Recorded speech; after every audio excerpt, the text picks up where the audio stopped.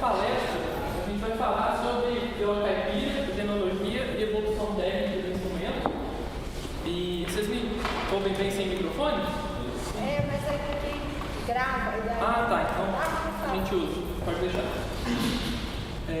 Então, para começar, assim, a pretensão desse trabalho foi fazer um levantamento historiográfico da bibliografia sobre genealogia da viola caipira, as transformações de natureza técnica e organológicas ocorridas com o instrumento, desde o século XV, de onde se encontram os primeiros referenciais teóricos e ou documentais, à atualidade, onde se projeta uma maior afluência bibliográfica sobre este instrumento. Lucas, pode passar, por favor. Pode passar.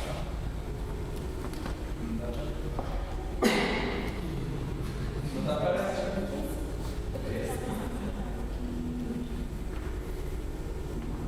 volta, esse deveria ter texto. Deixa eu abrir o meu. Tá. O texto está lá.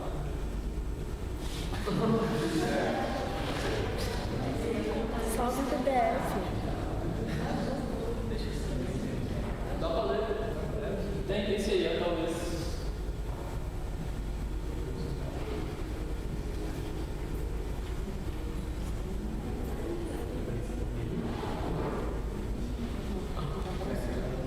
Então deixa assim, ó.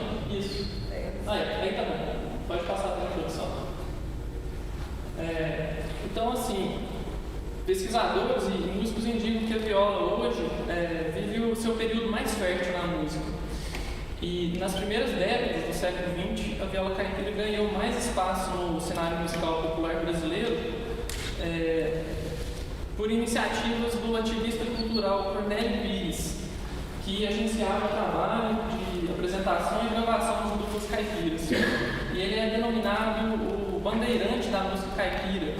Né? O trabalho dele de pesquisa e promoção da música, da linguagem, da cultura geral do personagem conhecido como caipira, né? Que é o habitante típico do interior de São Paulo, Minas Gerais, ocupa um lugar de destaque assim, pelo seu pioneirismo e desenvoltura na abordagem desse assunto.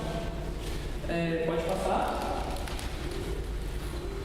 Então, para o pesquisador e violeiro Roberto Corrêa, a viola caipira tornou-se ainda mais popular a partir da década de 1960, com o sucesso de duplas como Tonico e Tinoco, Zé Carreiro e Carreirinho, Tião Carreiro e Pardinho, entre outras duplas.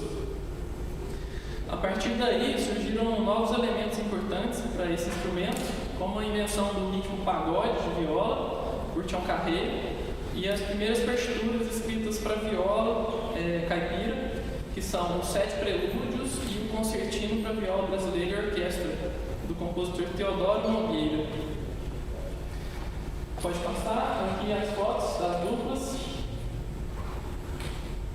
Pode passar. Então, esses e outros eventos, né, são importantes para justificar esse avivamento da viola caipira, com a aparição de dezenas de orquestras de violas no conservatório, nas universidades, métodos de ensino, os compositores escrevendo para esse instrumento, a viola nas orquestras de câmara, nas sinfônicas, na produção de discos, documentários, rádios, televisão. Pode passar.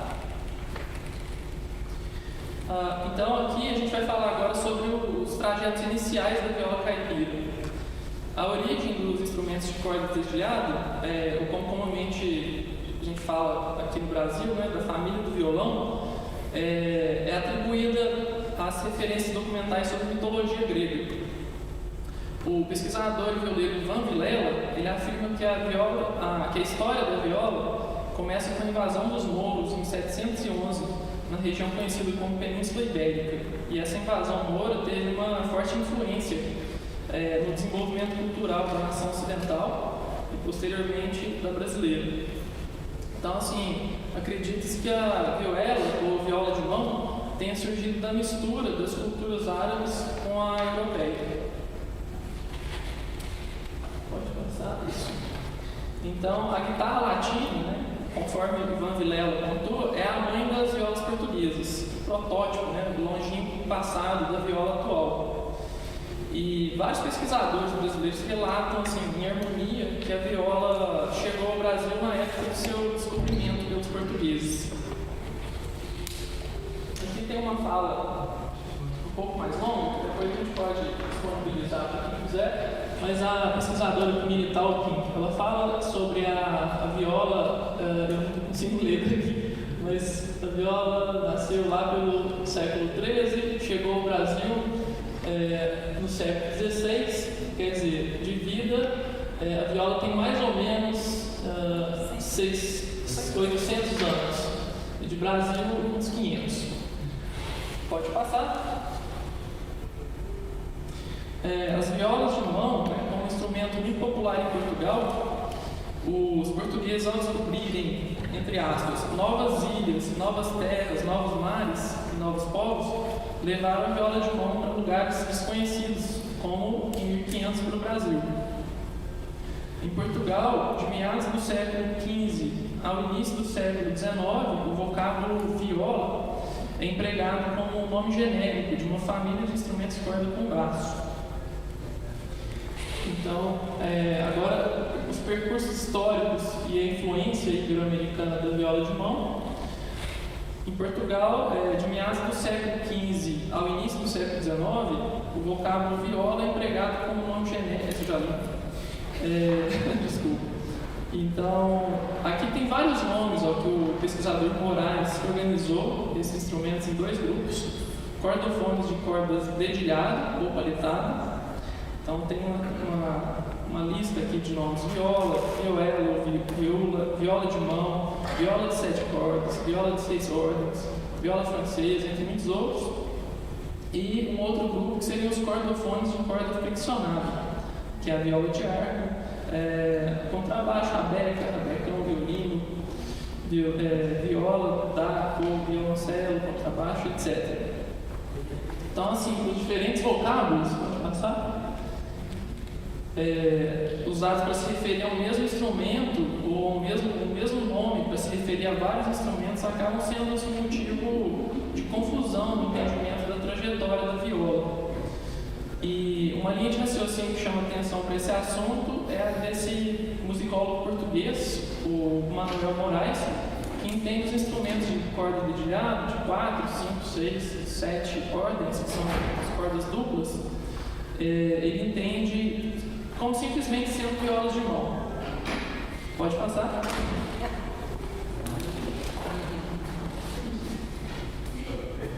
Isso. Aqui tem um trecho que é bem poético, assim, da folclorista Dona Inesita Barroso, que ela fala assim, ela está se referindo à viola: ela chegou de mansinho, toda faceira, a portuguesinha, para conhecer os chocalhos, flautas e apitos, e foi gostando e foi ficando. Percorreu o Brasil, pendurado nos arreios das mulas, dos peões, nos sertões, nas praias, nas estradas de terra, dentro de sacos encardidos. Mas, quando abria a voz, tocado por mãos calosas, até os pássaros ficavam mudos, e foi ficando nossa para sempre, nas festas religiosas, nos desafios, nos mutirões, nas bailinhas, muito enfeitado de fitas coloridas no pescoço e com suas 10 cordas muito afinadas. E nos apaixonamos por ela, como dizia João Pacífico, viola feita de pinho, mas tem 2 corações. Acompanhando um contador ou uma dupla, ou solando, abraçados sempre com carinho, são 2 corações que pulsam juntos. Pode passar? E então os dados levantados, eles nos levam a crer que esse instrumento que se tornou tão popular no Brasil, né, a viola caipira, ela pode ter sido uma invenção dos brasileiros ou uma reformulação da viola de mão portuguesa, provindo da região conhecida como Península Ibérica. E é interessante observar que a viola, dependendo da região em que ela se inseria, ganhava sobrenomes diferentes, né? Então, viola de 10 cordas, viola de pinho, caipira, nordestina, de fandango, sertaneja, viola de feira, viola brasileira, viola branca, e todos esses nomes para se referir ao mesmo instrumento em diferentes locais do Brasil. Pode passar?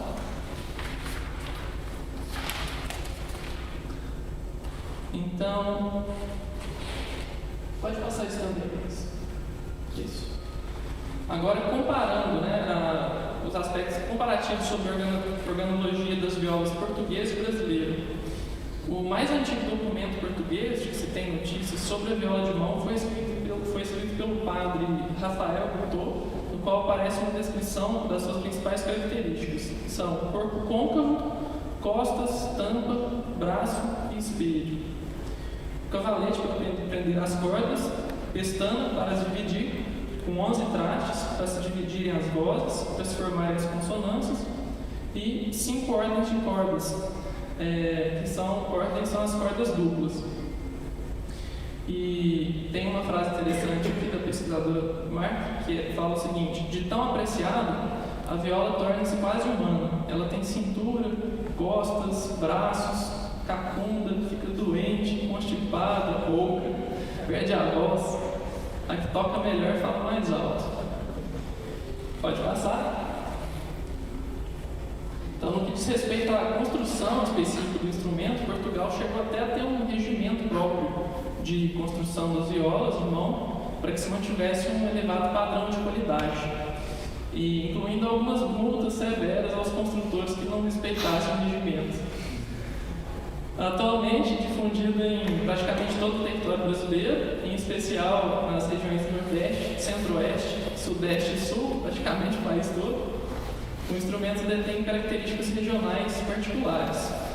Mas apesar disso, os diversos pesquisadores concordam que a viola no Brasil preservou as principais características da viola portuguesa, sobretudo quanto à forma, ao tamanho, programamento de 10 ou 12 cordas e ordens duplas ou triplas. E, gradativamente, os avanços industriais levaram a algumas modificações, né, no instrumento, incluindo craveiros de metal, sistemas mecânicos de afinação e o tratamento das madeiras através de recursos tecnológicos, o que possibilitou uma produção em série de violas de qualidade. E as considerações finais: afirmar a viola como instrumento nacional tanto para Portugal como para o Brasil representa reconhecer um bem cultural de um patrimônio histórico presente nos dois lados do Atlântico. E no Brasil, esse país de extensão territorial privilegiada, a viola vem cada vez mais encontrando espaços e adeptos. Tal constatação revela a importância de aprofundar a história desse instrumento, sua entrada no país, suas características técnicas e evoluções. Então, essa foi a parte mais teórica. A gente vai passar agora para alguns exemplos. No começo aqui a gente falou sobre o ritmo pagode, né, que a gente atribui a invenção ao Tião Carreiro. Então eu vou pedir para o Reinaldo ilustrar, comentar um pouco sobre esses ritmos que a viola toca.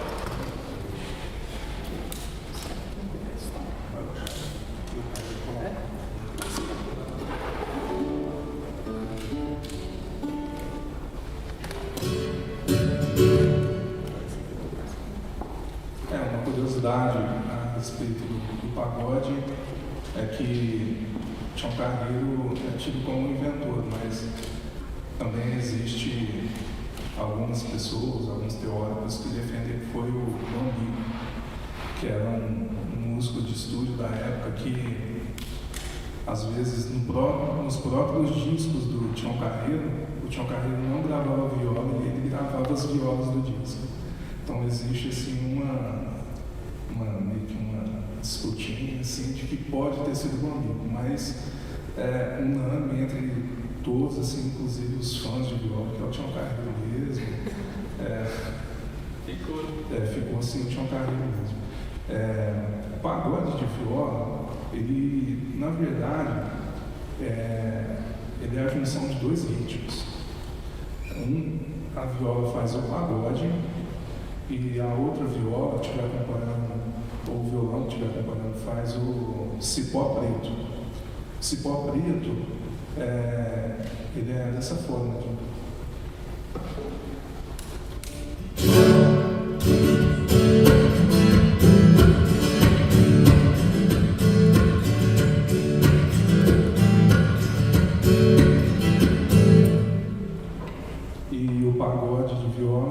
já é dessa forma.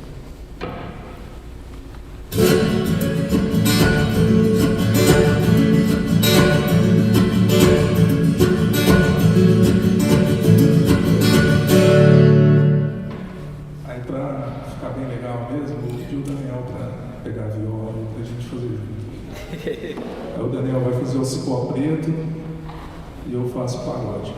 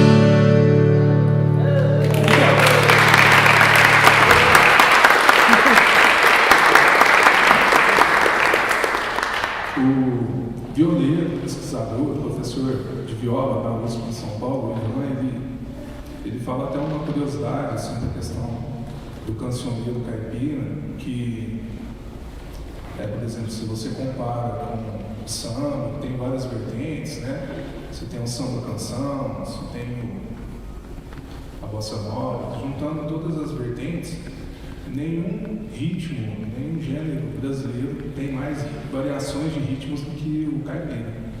O caipira deve ter em torno de 16 a 20 ritmos diferentes uns dos outros. Então esse é apenas um deles, né? Por exemplo, tem o valseado, a valsa, né, que é a valsa que todo mundo conhece, mas que é tocado como gênero caipira. Tem a polca paraguaia, por exemplo, que é assim.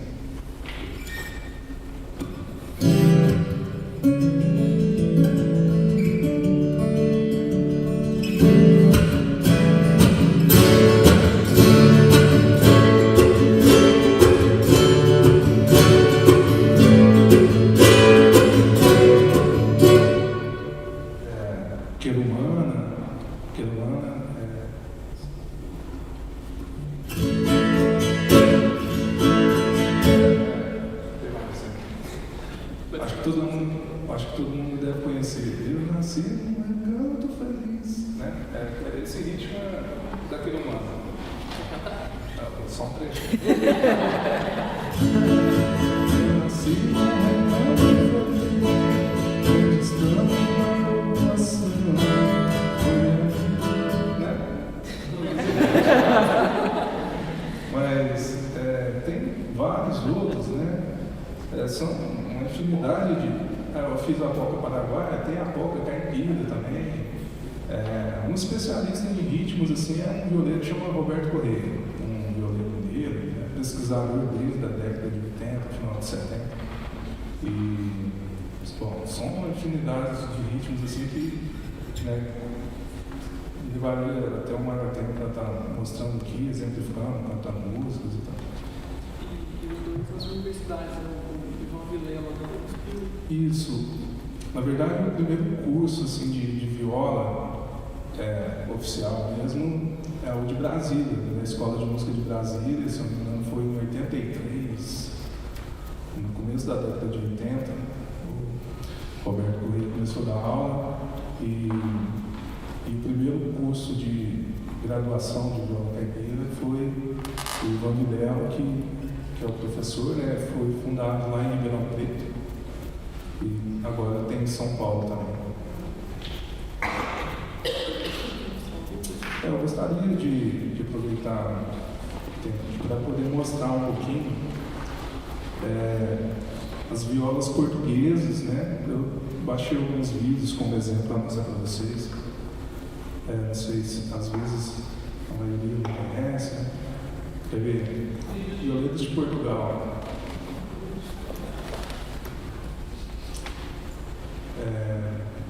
Pode ser o primeiro, o Vitor Sardinha. Esse Vitor Sardinha ele já esteve aqui em Belo Horizonte 2 vezes. Ele já esteve aqui esse ano e o ano passado no Encontro Internacional de Violas de Arara. Pode contar? Pode. Está sem áudio.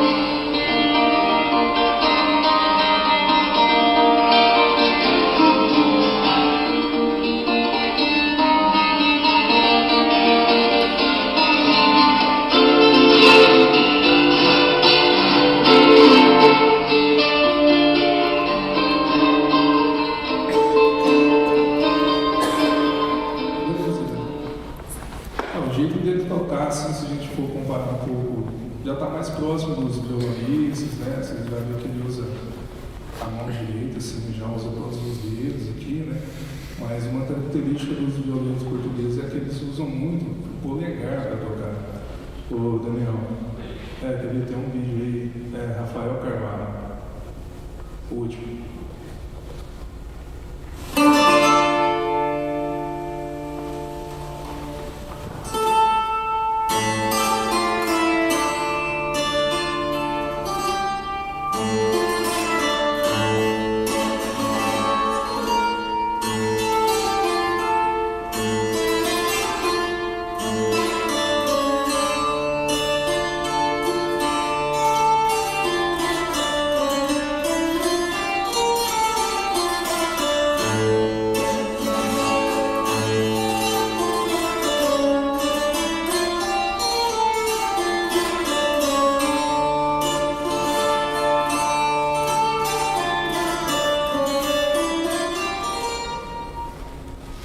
Aí já é uma técnica mais peculiar deles, assim, né? Você tocar com polegar. No Brasil é só os violeiros mais tradicionais que tocam folia de reis, assim, geralmente usam bebeira, mas é uma forma mais peculiar deles.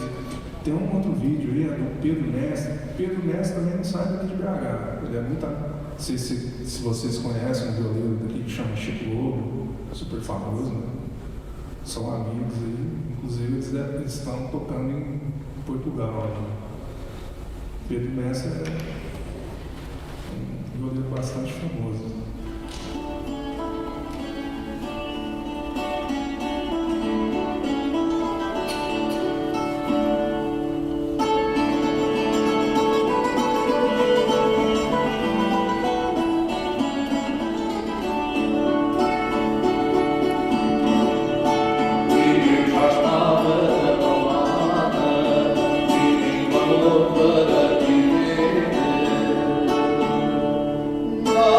Para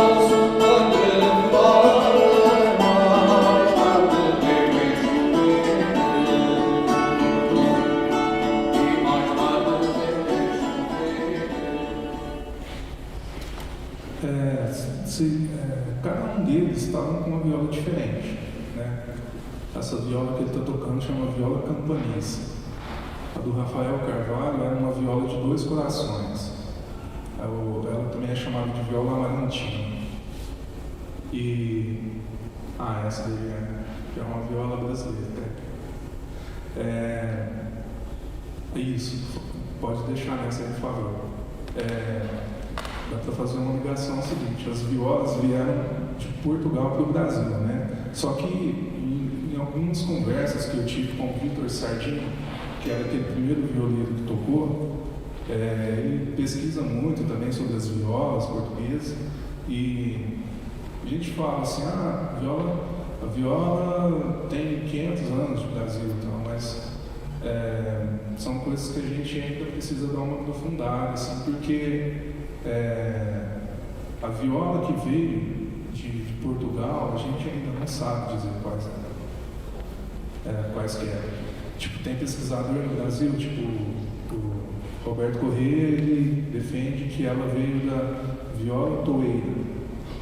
Já tem um luthier aqui de Sabará, que é um grande pesquisador, já acha que é da viola campanisa, que é o Virgílio Lima. Quem fez essa viola minha?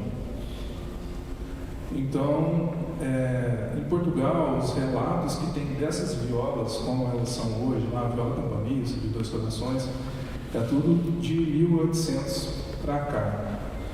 Antes, só tem assim, sabe-se que existiam os instrumentos que chamavam viola, mas não sabe-se dizer ainda quais eram. Então, não dá para afirmar com certeza absoluta que as violas que vinham em 1500 para cá era campanisa, era toreira. Essas afirmações ainda não é possível de acontecer. Agora, no Brasil, as violas mais antigas que se tem notícia são essas que estão aí, que são as violas de queluz. Essa é a viola mais tradicional, a caipira brasileira é essa. Se vocês observarem, vocês vão ver que o braço dela vem até aqui na 12º traço hoje, na verdade era a 10ª casa. Ela só tinha 10 casas, é uma viola que também é chamada de viola meia-regra. Né? Tem um colecionador dessas violas de queluz aqui em Betim, ele deve ter mais ou menos umas 200 violas dessas. Ele sai comprando, ele sai caçando as violas. É tudo relíquias. Ele tem livro publicado sobre essas violas.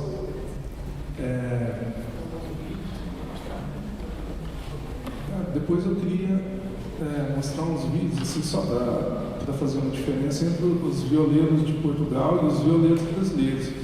Mas aqui em Belo Horizonte tem tanto violeiro bom, assim, eu falei, vou mostrar os violeiros de Belo Horizonte, que são referência no Brasil inteiro. Assim. Pode ser o Chico Lobo.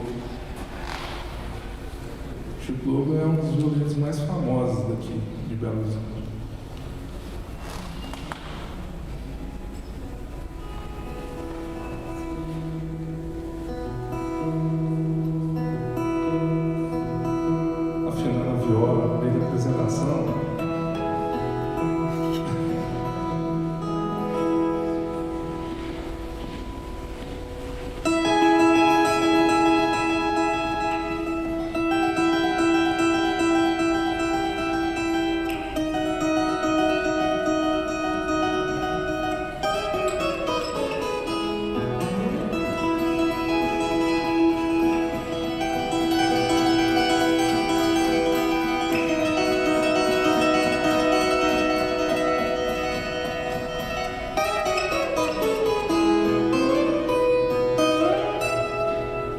Quando a noite desce, se vem lua cheia, traz cantoria.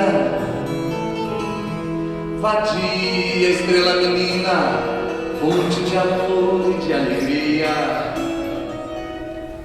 Por isso eu sou cantador. O Chico Lobo, ele já é um violeiro mais da tradição da viola. Ele canta as folias, né? Mas assim, a viola, hoje, nesse avivamento dela, já tem violeiros que já estão levando a viola para outros lugares, outros estão trazendo outras influências para o instrumento. de Minas Gerais mesmo, tem o Renato Caetano, ele já fez até mestrado aqui, né? Sobre viola. Acho que ele toca Beatles na viola.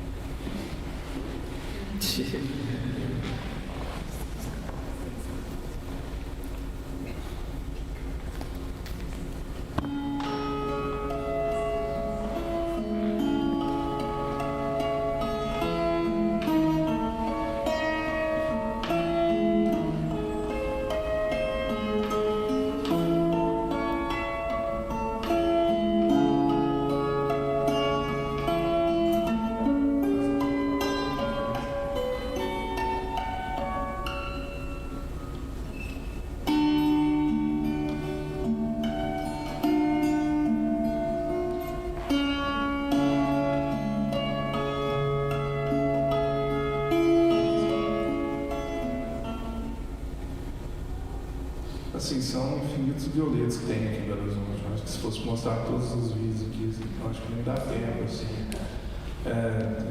Fora os outros, né, que ficou de fora. Mas uma curiosidade, assim, da viola é a questão das afinações, né? Lá em Portugal também tem muitas afinações. Cada região tem a sua afinação. E aqui também não é diferente. Falando com base numa pesquisa do Roberto Correia, deve ter mais de 20 afinações de viola no Brasil. Só que super difícil tocar, né, todas as afinações. Acho que o violeiro que eu conheço que mais domina afinações é o Fernando Dere. É um violeiro paulista, ele deve tocar umas 7 afinações diferentes. Inclusive ele até inventa afinações para compor música. E no meu estudo de viola, assim, eu toco apenas com 2 afinações, que é essa que eu estou usando aqui, que chama Cebolão. Essa é uma afinação brasileira, provavelmente do estado de São Paulo. Ela já tem, se você ouviu os CDs do Cornélio Pires, lá de 1929, lá já tinha essa afinação. É bem provável que seja do estado de São Paulo. E tem a afinação Rio Abaixo também, que é uma que eu uso. Os violeiros daqui de Belo Horizonte usam demais essa afinação. Chico Lobo, Subindo do Vale, Tá vindo por igual quando é repertório acredito, igual concerto, viola, orquestra. Também se usa. Você fala. Igual Ah, sim, tem até os concertinhos para viola o Daniel mencionou agora há pouco na apresentação. A afinação já é igual do violão, só que é como se fosse sem a sexta corda do violão. Só que essa afinação praticamente não se usa, assim, eu vejo muito pouco, assim, os violeiros usam muito a afinação cebolão e ri abaixo. Tem tempo? melhor. Cara, melhor de duas. Volta numa baixinha, por favor. Ah, não sei, tipo, tem um violeiro mineiro, a baixinha violeiro, deixa eu achar. O primeiro, Fabrício Conde. Ele é o que está fazendo assim, é o que mais está inovando na viola agora, é uma viola de cabaça.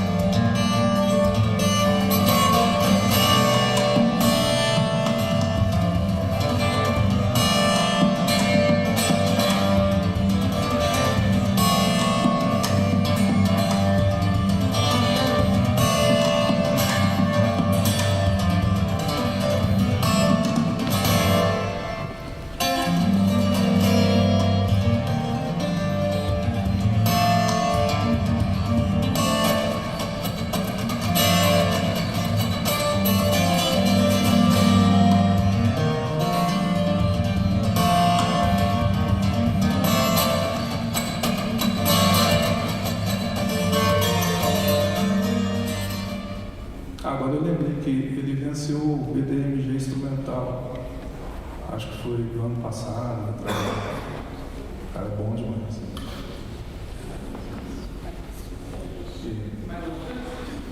Cara, mais isso. Mas assim, são vários. Aqui em Belo Horizonte tem o Fernando Sodré, toca demais. É uma terra, é uma cidade de referência para o Brasil inteiro, às vezes.